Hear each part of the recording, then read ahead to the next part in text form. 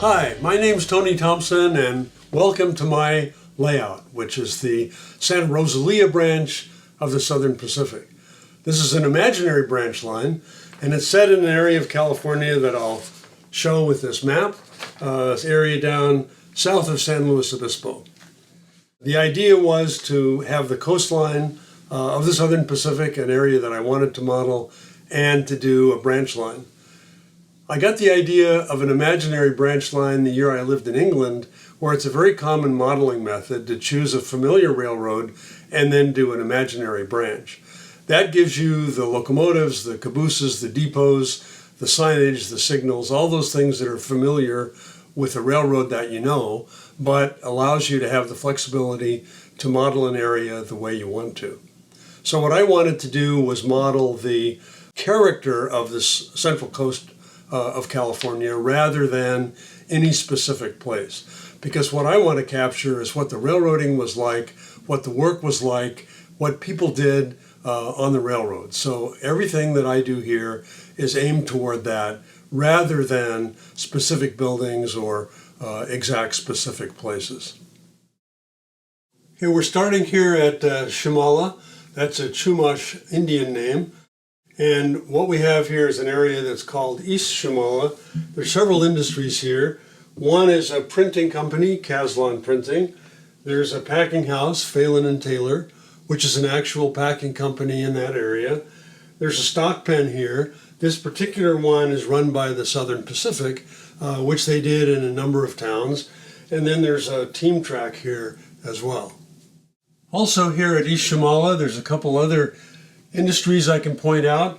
There's a small freight shed here at the team track, and there's a dried bean warehouse over here, which is a common industry in this area at that time. Beans that were grown and then dried before shipment. Stepping over here is the roundhouse. There happens to be a shop track here. There's two tracks into the roundhouse and a garden track, as they were called, outside the roundhouse, where people could work on locomotives if they didn't have space in the roundhouse. Here in the foreground, there's a crew of men who are changing out the wheel set in a truck. I like to illustrate this because it's something we don't usually think about. The trucks are underneath the cars and we don't see them, but this is what they really looked like. And this was done all the time when wheels were worn or other maintenance had to be done. The inbound and outbound engine tracks are here where engines can take on fuel and water and sand. This is an oil dealer, Associated Oil Company, which was a regional oil company. I like to emphasize that and helping to set the tone here in the region that we're modeling. This is the yard office for Shamala. And then down here we have an ice deck, and this is the ice house. It's just ice storage. Ice is brought in and ice service cars for the reefers. Consumer ice is manufactured here. The depot here is a scratch-built depot. And then back here we have some small businesses, including a tavern and some rock climbers on the cliff doing a little practice climbing. And when they're done, of course, it's easy to step over here for a beer. Here at the end of the layout, I've arranged a large hill, which I set up deliberately to serve not only to separate the scenes on the two sides of the layout, but also to prevent being able to see both sides at one time, which really helps create the mood of the two different sides. So here we have a scene that's more like the California coast, south of where I'm modeling, with the cliffs and the tracks above it, the tunnel portal. We have the typical SP milepost here. They painted the bottom part of the post white and the milepost number is on the post. This is a section house, as they often had near tunnels, so that tunnel maintenance could be done. And then on the hillside, to make it look like it's farther away, I have an N-scale building and some N-scale vehicles and people. Otherwise, this really isn't a very big hill. This helps it look like it's farther away. Here at the Ballard side of the layout is where I have the mainline staging. It's underneath Ballard. The system is basically what I've shown here. It's just a loop. You saw the mainline on the other side at Shamala, and now this is on the side where this staging table is underneath Ballard. So this is how this works. It's just a set of tracks that slide out like this. They all connect to the main line at each end and go around to the other side. So when we run the through trains, which travel around the layout, they come from here. And we'll run some of these trains in a few minutes. Okay, here at Ballard, we have the primary switching area on the layout. The town extends down toward the end of the branch, which is at Santa Rosalia, which is why it's called the Santa Rosalia branch. What I've done, as railroaders do, every geographic feature like the creeks, this is Cienega Creek, Napomo Street, and so on, you'll see elsewhere on the layout. I've always called out those locations so that people can talk about where they are on the layout. Here's one of the industries, which is a winery. It's called Zaca Mesa Wines. They produce wine and they also ship grapes. The wine business involves a lot of shipping of grapes between companies to get the right blend. And so these people ship both grapes and wine. In the background there is Peerless Foods, which is a grocery wholesaler. This is a great universal industry because they receive canned goods, dry goods, meat, fish, cheese, dairy, eggs, all kinds of stuff. So I can bring in a lot of different kinds of products for that company. There's a small garage here. It's a California Division of Highways District Garage. That's what's called Caltrans today, but it was the Division of Highways in 1953. This is Pacific Chemical Repackaging. This again is a very versatile industry. They take bulk chemicals and put them into consumer-sized packaging. So that's what they do. They receive often tank car loads or box car loads or covered hopper loads of bulk products and ship them out in consumer packaging. Back in the back there, there's Nocturnal Aviation. It's kind of a fly-by-night outfit. And over here we have California Airframe Parts, which is a real company down at Oakland Airport. They mostly handle classic aircraft parts, so aircraft restorers or people who maintain really old aircraft make use of the Airframe Parts Company. The Quonset hut is called Santa Maria Tool and Machine. It's a machine shop. And after World War II, a lot of surplus Quonset huts were converted for industrial use like this. This foundry here is a brass foundry. It's actually an offshoot of the adjoining company. This is Jupiter Pump and Compressor. They make pumps and compressors. And they have a foundry and other manufacturing. And they also used to do their own brass casting, and they've spun that off as the brass foundry. And here in the foreground is the depot. Again, this is an SP style single-story depot, common in small towns. This building here is Guadalupe Fruit Company, which is a tree fruit company. It's seasonal because, of course, tree fruit is really only harvested in the summertime. Here against the front of the layout is Western Packing. It's a real company in that area. They're a vegetable packer. Back here is Ballard Wine Growers Cooperative. Again, this is a wine producing company. They don't ship very many wine grapes, but they ship a lot of wine. And this is just their shipping building. The winery is somewhere else. They have to bring the wine in here to go into the refrigerator cars. And then here at the front of the layout are two oil dealers. This one's Union 76, again, a distinctive regional oil company. And just represented at the edge of the layout here is Standard Oil of California, which is marketed as Chevron. And that's just the building, and presumably is in the aisle, just like Western Packing is. So both of these spurs here are used for the delivery of petroleum products to the two oil dealers. Okay, the final part of the layout that I'll talk about today is Santa Rosalia, which is the end of the branch. I'll start with Ballard Farm Supply, which is a company that doesn't have a spur, but they're served off the team track, and we'll come back to that later. Here's Richfield Oil, again a regional oil company, another part of setting the scene here in California. It accepts tank cars and box cars of packaged lubricants and things like that. This is Coastal Citrus. Lemons were grown along the California coast and in some areas still are. And this is just the shipping part of Coastal Citrus. So they ship lemons just about year round. In the back here, because we're approaching the port, is Pismo Marine Service. It's a ship chandler. So they receive all kinds of products for ship parts and ship repair. Next to it is the cannery, Ocean Shore Seafood, which is Martinelli Brothers. That's a real cannery family in San Francisco, and they can fish that comes in here in this little section of the port that you see in the distance there, and you see the fog bank out over the Pacific. The depot here is the Santa Rosalia Depot. It's a big depot, even though it's a very small town, and that sometimes seems backwards to people. But in a really small place like this, there'd be no place for an agent to live. So the upstairs is the agent's family living quarters. In a smaller town, that was essential.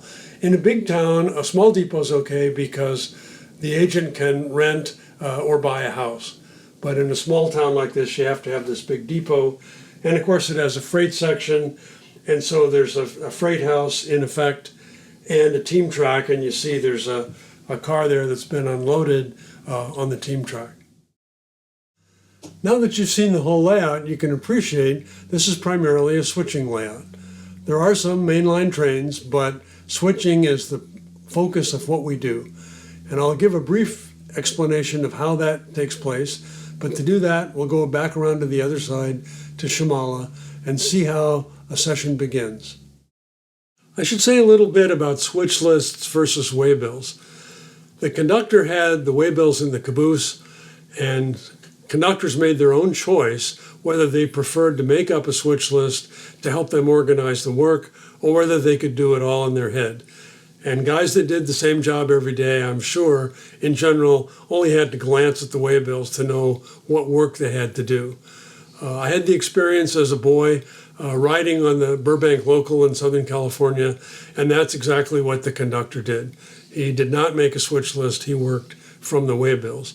So that's what we do here, but I offer people blank switch lists, and the people who like to work that way are free to fill one out and work from it if that suits their mode of operation better, but many people just work with the waybills. And here's what the actual waybills look like that they work with. It's a plastic sleeve with this 2.5 by 3.5 inch reduced version of what you saw a few minutes ago. We're going to begin the session by assembling the train that's going to go up on the branch. Part of it is already here on the siding, and there's one more car that needs to be added. So the switcher is picking up the reefer that's had its ice bunkers filled at the ice deck. It'll be tacked onto the back of the train, and as soon as that's done, we'll add the caboose, and then the train is ready to go.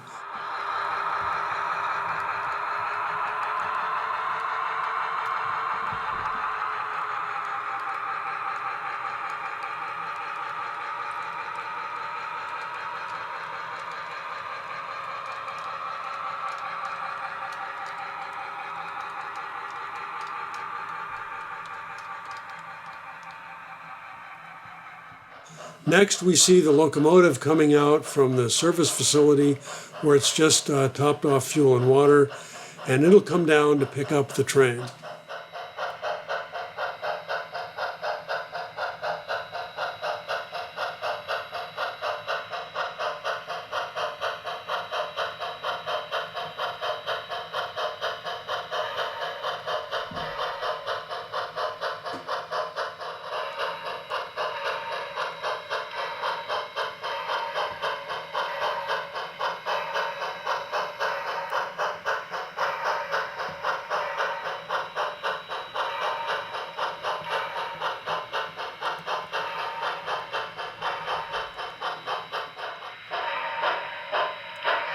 We've got the train assembled now to depart on the branch, and you'll notice that the locomotive is going to be running tender first.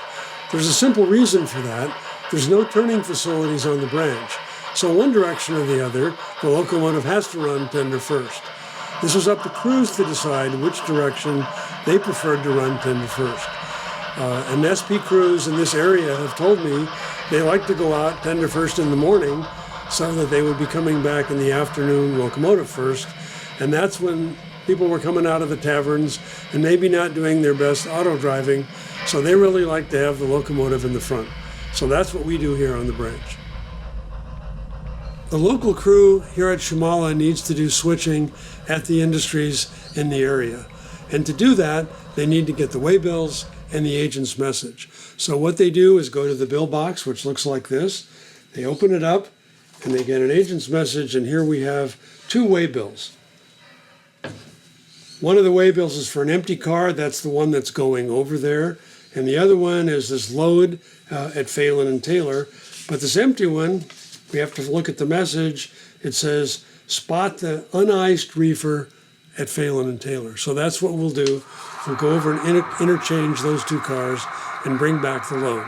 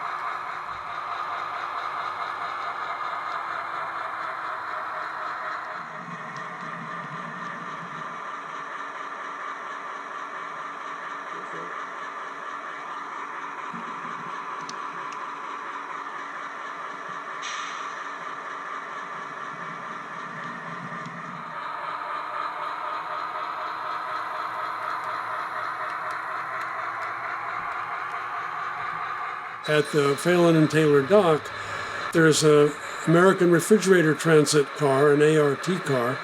This time of year, August, PFE doesn't have enough of its own cars and has to borrow cars from other refrigerator car owners, including ART, and as we'll see later, Bangor and Aroostook, BAR. The load we picked up is a load of green peas going to Oklahoma City. The engine has used the siding to run all the way around the car to get it on the right end of the car to shove into the ice deck. The car hasn't been iced before this. The cargo that was put into the car was cooled, and now the car is going to be iced to start its journey going east.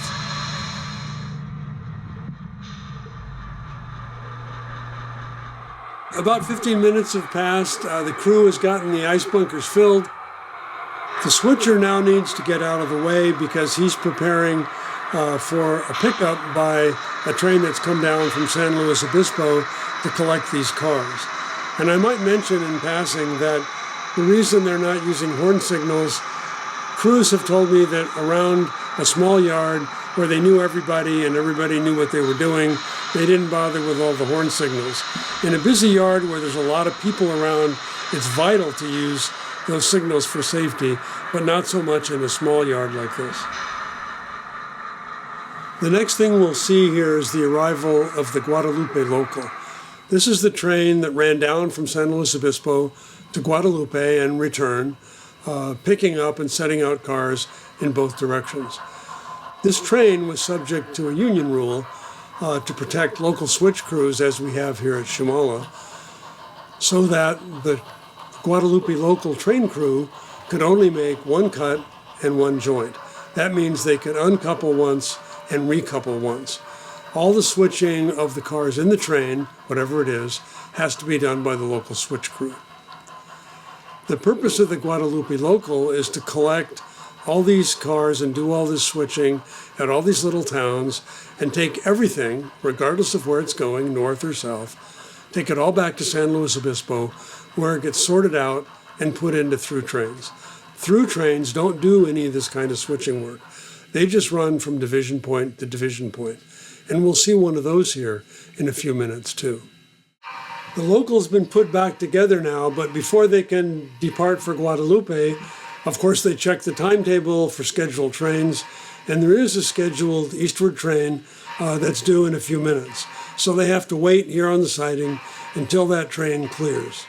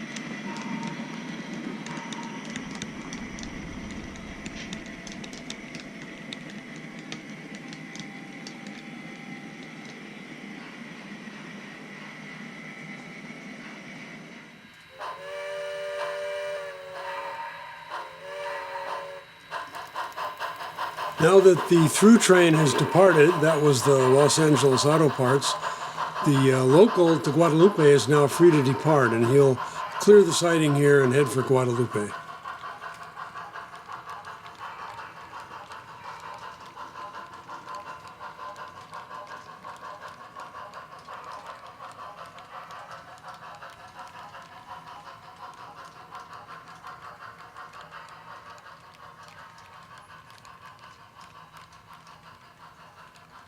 The Santa Rosalia local that we saw departing from Shamala has now reached Ballard, and we see it arriving here from the tunnel and pulling up on one of the double mains.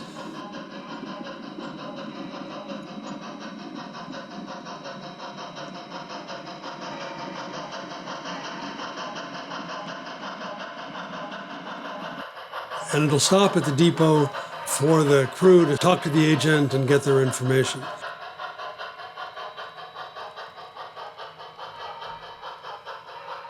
What our crew will do is we'll go to the bill box and get the paperwork that the agent has left in the bill box. The locomotive runs around the train in order to pick the caboose off the rear end and put it in the house track. No conductor wants to be sitting at his desk while switching moves are going on.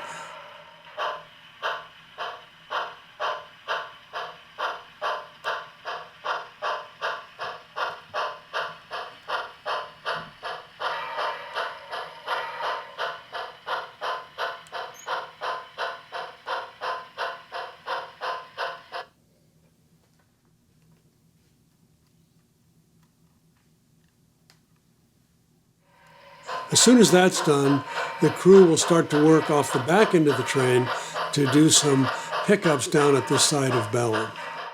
The first switching move that we'll make is to spot a car at Guadalupe Fruit, and it's this reefer that we picked up at the ice deck when we started. That's got ice in the bunkers, so the car is cool. It's called pre-iced. This other reefer is going to Western Packing. They have their own pre-cooling, so they don't need a cold car. This is just an empty reefer. And we'll be picking up a car at each place that's ready to go outbound. And at Guadalupe Fruit, you'll see it's a BAR reefer, again, a foreign reefer that PFE has borrowed because their harvest season is so busy at this time of year. This load of lumber is going to the team track, so we'll leave it here on the main for a minute while we switch the reefers.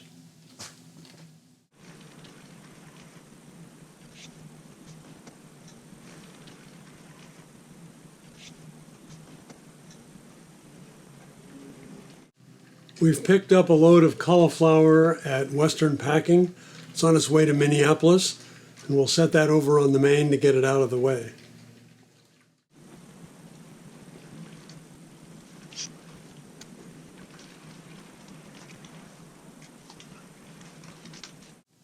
Since we spotted the empty reefer at Western Packing that they need for future loading, we'll now work on the track with Guadalupe Fruit.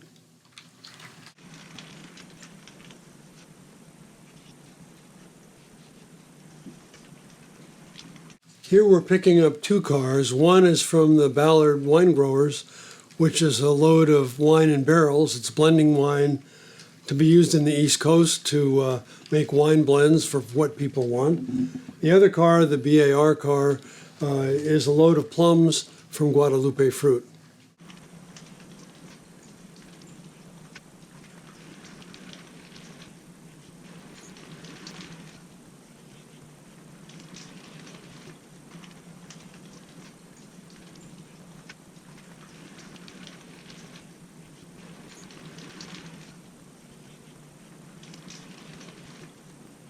Now that we've picked up these three reefers, we'll put them back on the main because they'll eventually go back with us to Shamala.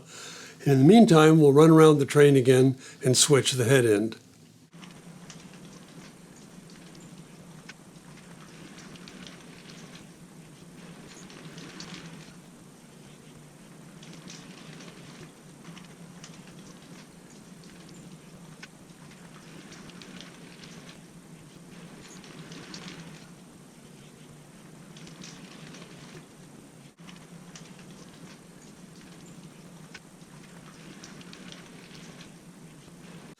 Next, from the head end of the train, we have 2 cars to spot and 1 to pick up over on the what's called number 3 track over here by Pacific Chemical Repackaging and the California Division of Highways.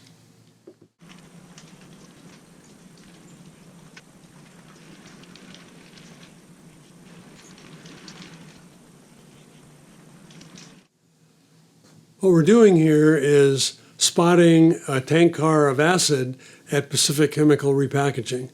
It needs to be at what's called spot 2, which is a spot that's equipped for top unloading. Acid tank cars aren't unloaded through bottom valves, they're unloaded through the top. So the car has to be spotted there. We're also picking up an empty covered hopper at California Division of Highways, so I'll pick that up and pull those out of the way. Finally, we have a carload of ties, which has been consigned to the track foreman here at Ballard. He's doing track maintenance. Half the ties were already unloaded at Salinas. We're going to unload the other half here. So when you see the car, you'll see it's half full of ties.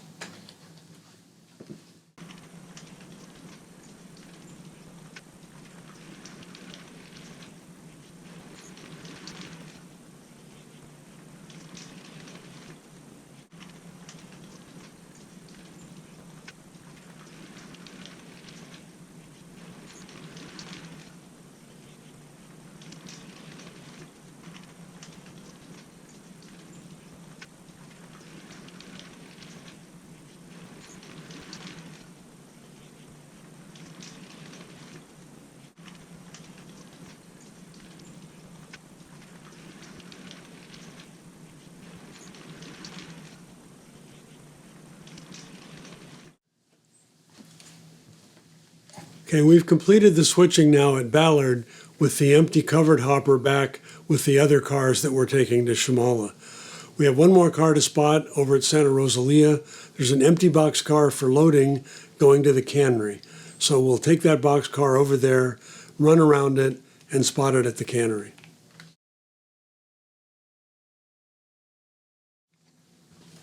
We're going to head over to Santa Rosalia with the empty box car.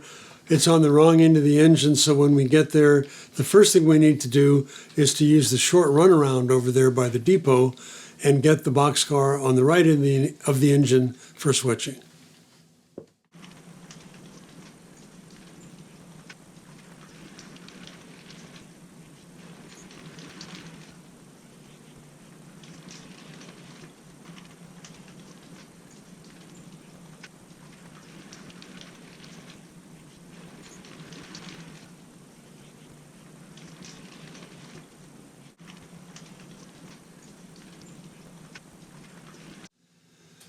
Next, the boxcar needs to be spotted at the loading dock at the cannery, and then we'll replace the tank car, which was at the tank car spot.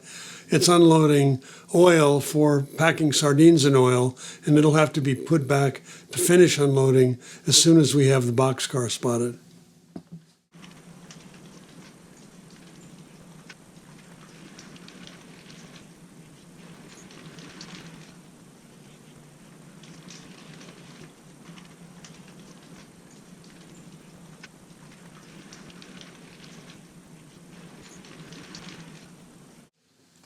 Our last move here at Santa Rosalia is to pick up an empty gondola on the team track.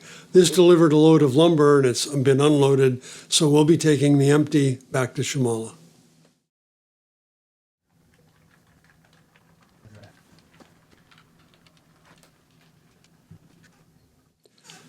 We're back in Ballard with the empty gondola, so we'll tie it onto the train that's going to Shamala, and we'll pull ahead, grab the caboose, and head out of town.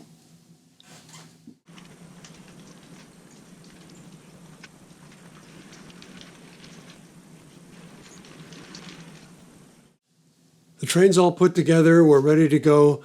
We'll be heading down, and this time, of course, we have the locomotive running forwards, which will be to the benefit of the crew.